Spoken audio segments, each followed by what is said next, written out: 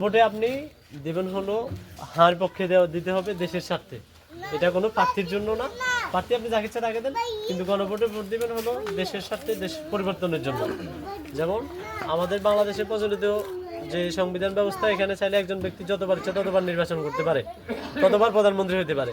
এজন্য অনেকে অনেক বছর থাকতেও চায়। এই গণভোট দেওয়ার পরে, গণভোট হ্যাঁ বিজয় হওয়ার পরে একজন ব্যক্তি 10 বছরের বেশি ক্ষমতা থাকতে পারবে না। ঠিক আছে? তারপরে আমার যে ভাইয়ের খুনি, আপনার একজন যে হত্যাকারী বা আপনার বাবার হত্যাকারী যে খুনি আছে, আপনি আদালত থেকে রায় পেলেন যে এই রোগটা কি হলো, ফাঁসির রায় দেওয়া হলো। রাষ্ট্রপতি চাইলে কি করতেছে? রাষ্ট্রপতি তাকে চাইলে ক্ষমা করে দিতে পারবে সংবিধানের বলে, আপনি তাকে কিছু বলতে পারবেন না। কিন্তু আমরা চাচ্ছি হলো এবার হাঁ ভোট বিজয় দিবেন, হাঁ ভোটের হাতে ছিল পাবেন এর জন্য যে রাষ্ট্রপতি চাইলে যে কাউকে ক্ষমা করে দিতে পারবে না। ঠিক আছে? এই জন্য হাঁ দিতে হবে। এরপরে বিচার বিভাগকে সম্পূর্ণ স্বাধীন করতে হবে। বিচার বিভাগকে যেন কেউ কুক্ষিগত করতে না পারে।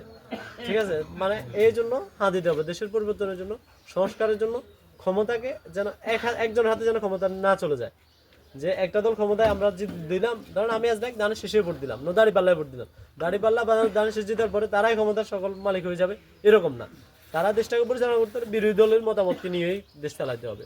সেখান থেকে ডেপুটি স্পিকার রাখতে হবে। এই জাতীয় ক্ষমতার বিভাজনের জন্য, জনতার হাতে ক্ষমতা যাওয়ার জন্য গণভোটে হাতে দিতে হবে। কেমন? ইনশাল্লাহ পারা যাবে। গণভোটে হাঁ ভোট